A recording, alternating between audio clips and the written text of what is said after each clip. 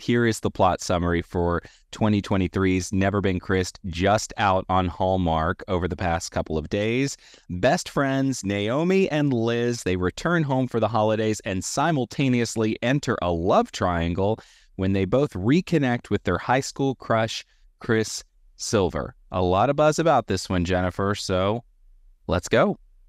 So listeners of our podcast, Jennifer, will see what we're doing here. We're doing a little schedule switcheroo because we wanted to try to capitalize on all of the buzz. This one captured a lot of attention, didn't it?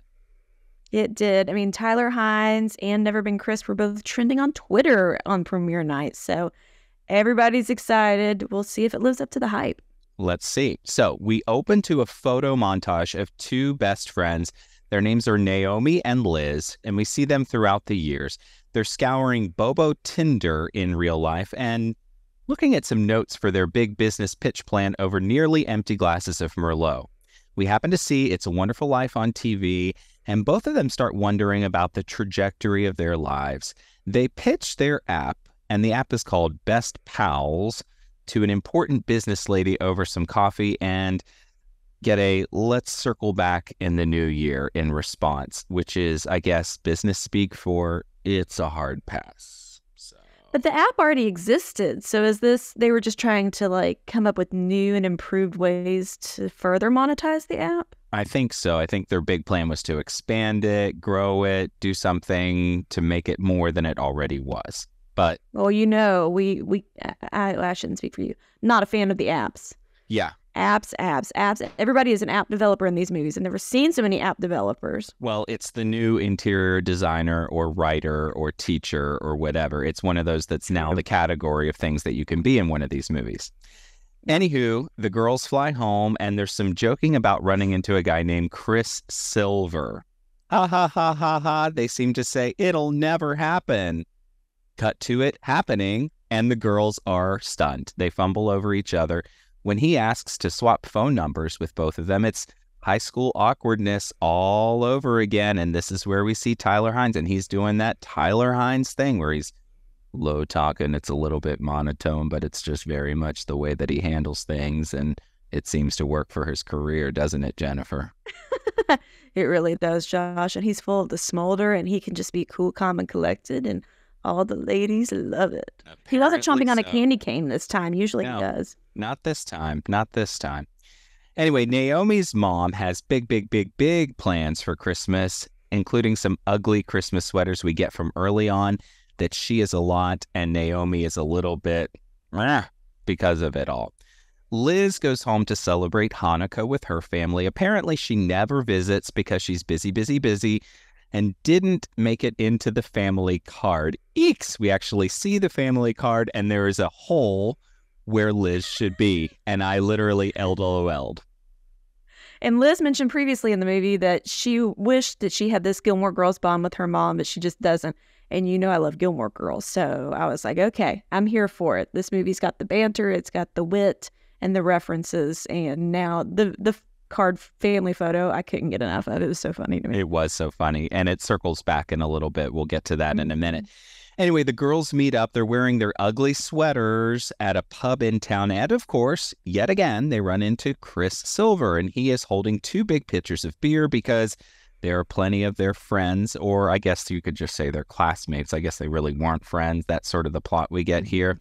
The early impression I get on these two young women, they are way too giddy to see Chris Silver for apparently super successful hot shots. Did you buy their sort of instant flashback to high school awkwardness, even though they were successful in launching this apparently hotshot kind of app, Jennifer?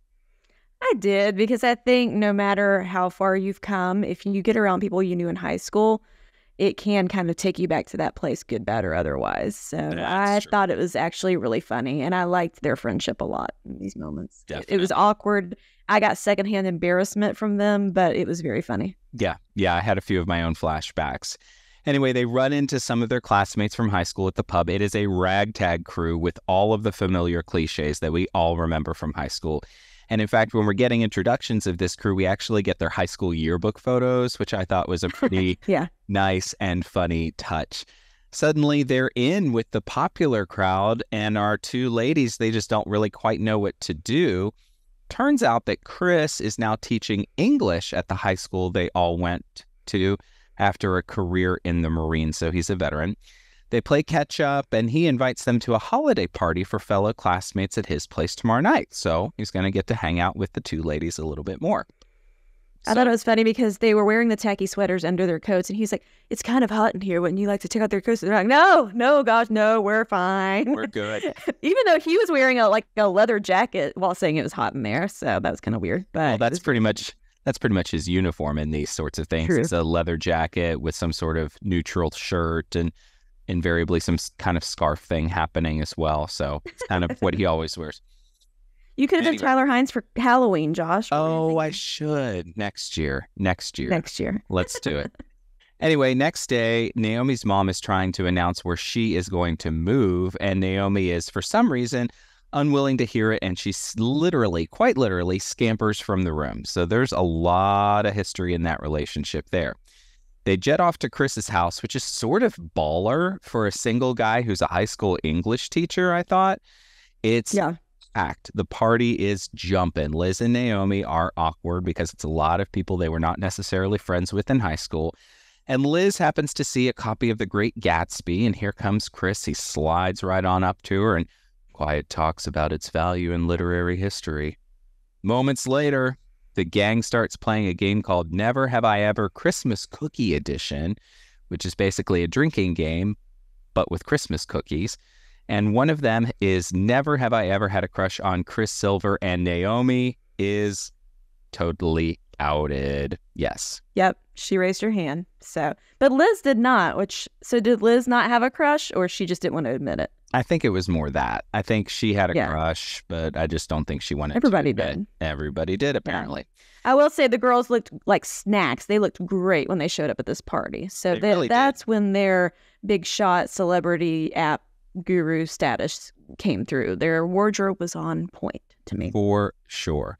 Anyway, after he learns that Naomi had a crush on him, he saunters up a little bit later to fill her wine glass and unpack those specific high school memories. Chris sort of asks both of them out for a gingerbread decorating thing in town the next night. So is he maybe dating both of them for a minute or two, maybe? Anyway, Naomi's mom, it turns out, is moving to Naomi's neck of the woods in California. So her efforts to have some better boundaries with her #meddling mom are clearly going very, very well for her. Not so much. Yeah, Naomi's father passed away, I guess, when they were going to college, is what we learned. And since then, her mom has been a little more than codependent on her, and it's hard to have boundaries. So Yes. They run into Chris yet again while they're out shopping at a cute little boutique in town and go over to Liz's house, where the dynamic between Liz and her mom is strained, I guess would be the word that I'm looking for. Not warm and fuzzy. No, it's definitely strained. There's definitely some history there that we don't know completely about, but I think they're both in the wrong. There, I said it. They both could do better. I think so too. And it is kind of that subplot in this movie that we get, that they're trying to work not only on themselves, but the relationships with their moms, and sort of unpack all of this previous stuff that they had with their high school crew and that sort of thing. Anyway, the gals show up for their gingerbread, not a date with Chris, and they are awkward all over again with him. Doesn't Liz dump an entire bucket of sprinkles or something on the floor in the process? Yeah, and the bakery is called Pretty Baked. Is that a Mary Jane reference? I think it is a Mary Jane reference. Which seemed uncharacteristic of a Hallmark movie. And they really focused on the giant neon sign that said Pretty Baked. And I was like, they did. Does it mean something else? Am I bringing my high school knowledge into this accidentally? Because, I was surprised to see it. There you have it. Yeah. Anyway, Liz. Chris Silver acts like a therapist in this scene. He just kind of leans back on one side while the girls are on the other side and just asks them all these deep questions about their past and their history. And I'm like, are you a psychologist? What's happening? He's an English teacher, but apparently he knows how to ask a good question. So, Jennifer, he just cares that much. That's really what it is. Just looks into their eyes and makes them feel like they're the only ones in the room. It's all about the smolder with this one. Anyway, Liz goes to pick up some box at her house, and it's clear relationship with Mom is rough because Mom's like, do you want to stay? And Liz is like, no, I don't want to stay. So it's uncomfortable, to say the least. Turns out the box that she was going for was full of high school memories, and they finally acknowledge that they are members of the class of 2006, which officially makes me feel like a dinosaur. So there you have that. They reminisce about the past, and Chris asks both of them to go ice skating. Yet again, not a date with the both of them. Just a trio of old friends hanging out. Might as well. Not weird or cringy at all. What could go wrong? So in the next scene, they go to the most elaborately decorated ice skating rink I've ever seen. Like, there are literally icicle lights everywhere, and there's a gigantic Christmas tree in the middle, which seems a bit dangerous for an ice skating rink to have a gigantic Rockefeller Center style Christmas tree in the middle of an ice rink, but who am I? Well, you're right, because Naomi goes crashing into it. She does. She's full on horizontal at one point in this tree, and the packages around it. Naomi is me trying to ice skate. I cannot, for the life of me. My body doesn't know how. The worst at it. Anyway, Liz. Your wife Chris, is great, though. Yes, she is. Zips around. She is. Well, she's way more athletic than I am. So, I mean, there you have that. Liz and Chris chat about their common histories and then smooch, but nope. It was all a vision. It was all a dream in her mind. Instead, Liz falls and sort of sprains her ankle. And of course, Chris is there to provide some first aid. Liz sends Chris and Naomi off to skate, and they wind up skating really, really closely to one another. She stumbles into his arms and does the same thing with the imagined kiss, except we learn after the commercial break that it wasn't imagined and it was actually a real kiss. Jennifer, did you like this little pseudo oopsie doodle that we got with this kind of kissy, is it real, is it not thing? I did like it. I mean, if you take it at face value and you think of this happening in the real world with your best friend, all I could think of was, thank God I never liked the same guy as my best friend in high school, because that just is so awkward. But I mean, I thought it was kind of fun the way they did that. Also, Chris Silver giving first aid included him taking his glove off, biting each finger with his teeth, taking the glove off and sliding it on her foot. Sterile. What is that? I don't know. It was all very weird. I guess so. Did you like the fake out kiss, real kiss mantra?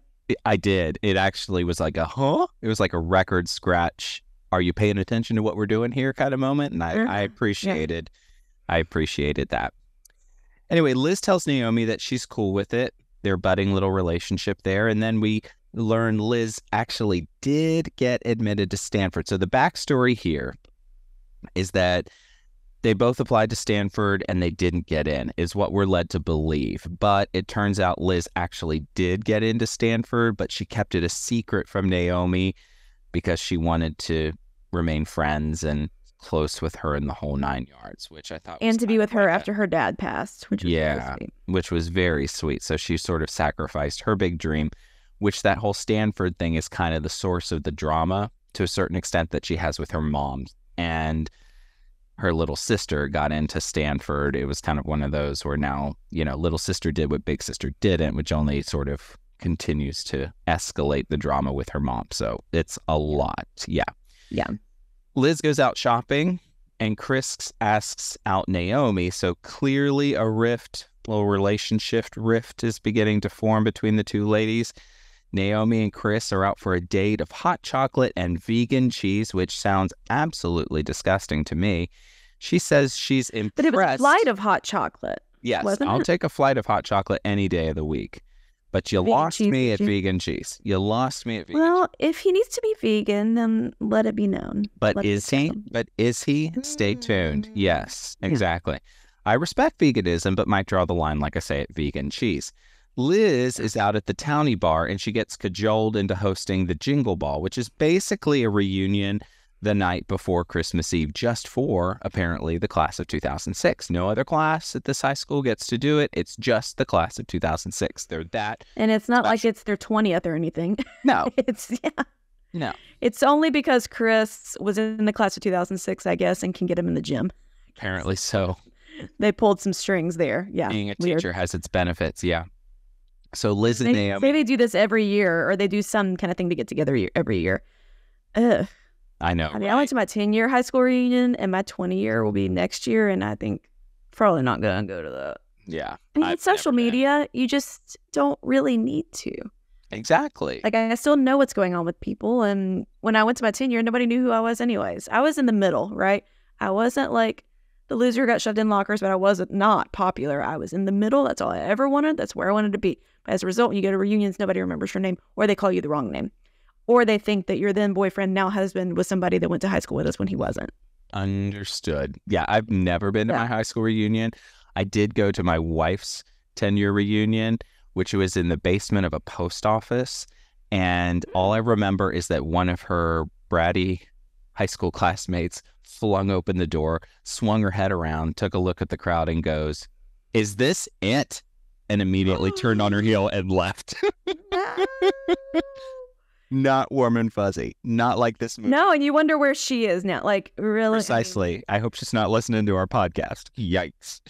If she is, hey, leave a 5-star review on your way out the door. Please.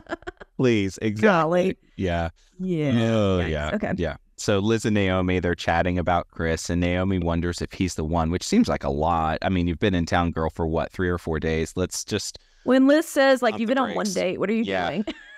But when she says that, Liz sort of also has like a little tinge of jealousy. So clearly there's something going on there. Liz is planning Jingle Ball with Carly, one of the girls she went to high school with, and there's talk of the early 2000s, so I was all in my reminiscing days. It's night 6 of Hanukkah finally, and Chris and Naomi are a little bit flirty when they're over at Liz's house. Liz is getting a little bit snarky because of it all, especially when Liz catches him eating lox. So, dun dun dun, that's a no-no if you're vegan, and she calls him on it.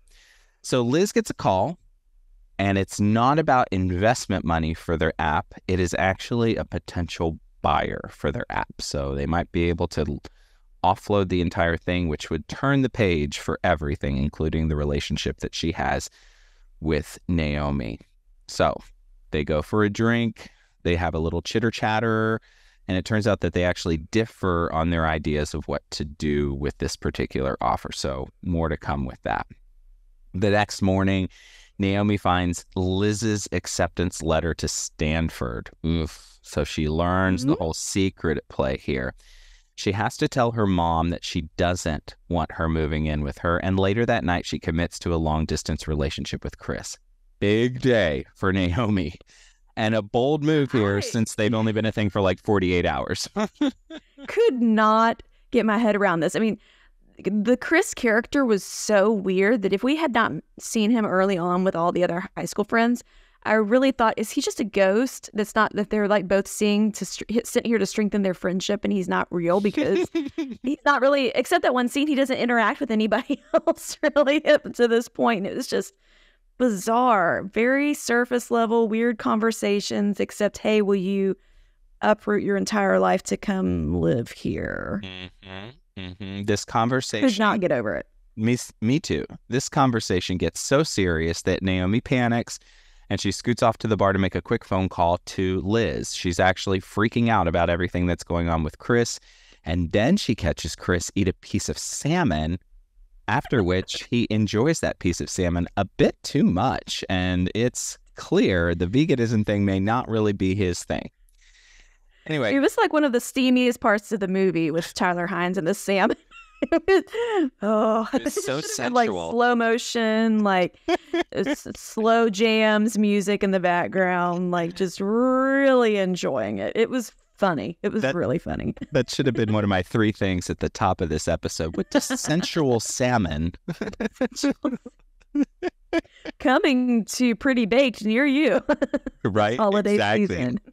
Yikes. Ooh, yeah. Anyway, so Liz and Naomi chat the next day about what to do with the app and the offer that they have. They stop into Carly's shop to pick up their Jingle Ball dresses. Chris is there again, and it's a little bit awkward. Chris apparently does a little electrician work on the side, of course.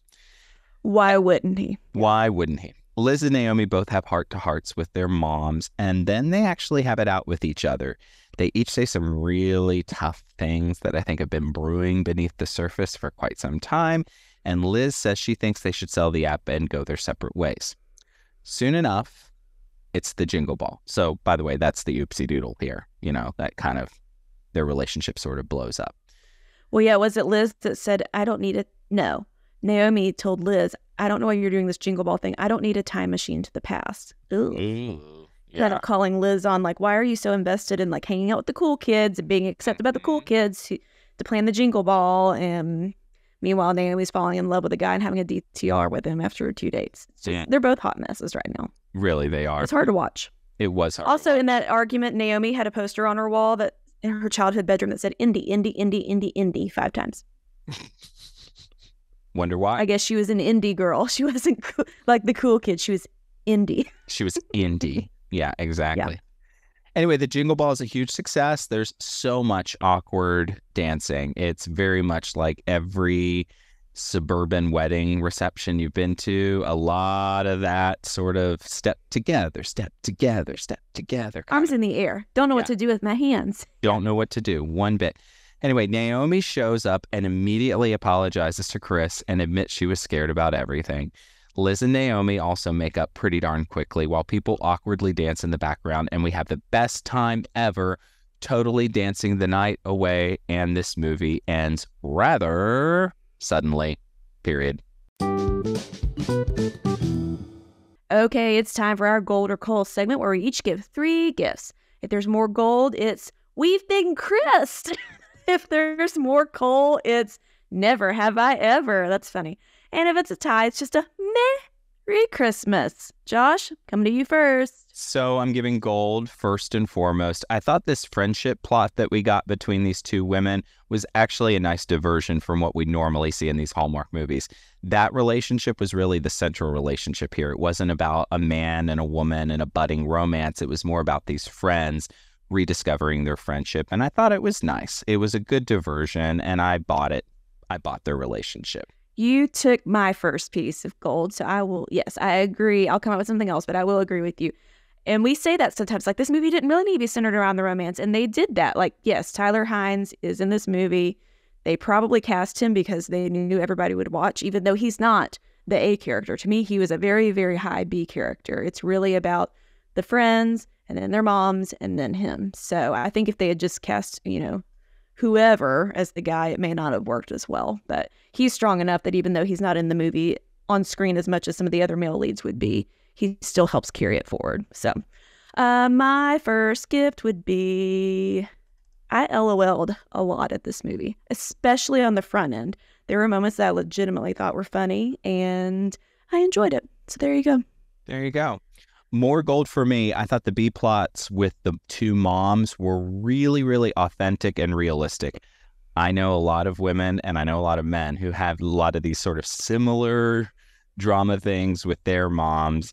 And I think those of us in our generation, these are easy to see kind of conversations developing with our own parents. And so it felt really authentic in that regard. And I liked that it was, again, one of those layers that they had to work through during the course of the movie, and I bought it. So gold for me. Well, you took my piece of gold there. Okay, gonna pivot. I'll come back to another thing. I do need to give a little piece of coal. It was a little cringy. Like the whole, is he dating both of them? What are his intentions? Does he like one more than the other? How did he decide who he liked more than the other? Is it just because Naomi said, like, raise your hand and never have I ever? Because it really seemed like Chris was vibing more with Liz for a lot of the first part of the movie. So I was surprised to see that he kind of ended up with Naomi, and then he ended up with her so hard and fast. I'm like, Chris, are you just a guy that wears your heart on your silver sleeve, so to speak? I don't know. It was a little weird for me. I'm sorry. Yeah. Don't hate me, Hynes. I'm sorry. Makes sense. I've got a little bit of cold too. again, don't hate us, Heinies, but I got to wonder, is this really even a Christmas movie? Like, you could have plopped this movie in anywhere.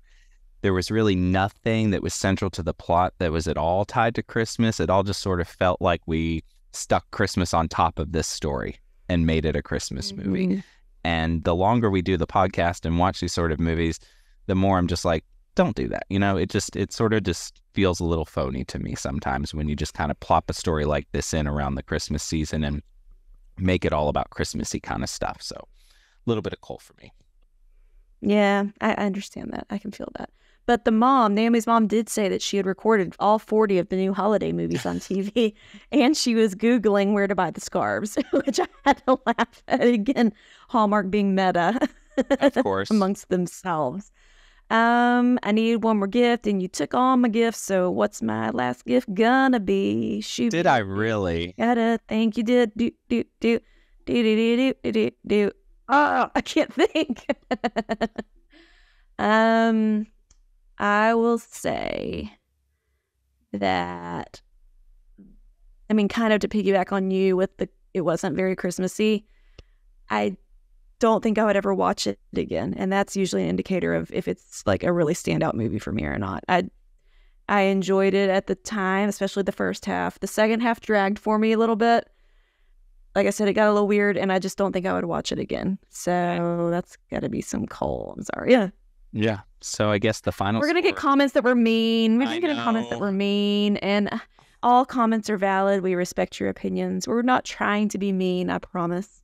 But there and again, we're looking for the best of the best. And our score on this one was 3-3. So it's not a total fail, but it's just kind of a middle of the road for us in terms of some good notes, some high notes, a couple not so great notes, but overall just like an okay countdown to Christmas movie for me. Final thoughts for you? Yeah, same. I mean, and part of it probably is the hype around it. Anytime Tyler Hynes is in a movie, the hype is just so fierce. And they've been hyping this movie a lot. The fandom was fierce for it. And afterwards, after it aired, I was looking on Twitter, and a lot of people were mad about this movie. I did not hate this movie, but a lot of people hated it with a passion, and I hate to see that. I don't think it's worthy of that. But it definitely was not alienating. What is it like? Divisive. Polarizing. Yes, polarizing. There you go. North polarizing. North polarizing. And that, friends, is another episode of Do You Watch What I Watch? And I apologize if you can hear my son singing Christmas carols in the background. It is what it is. We're recording on a weekend.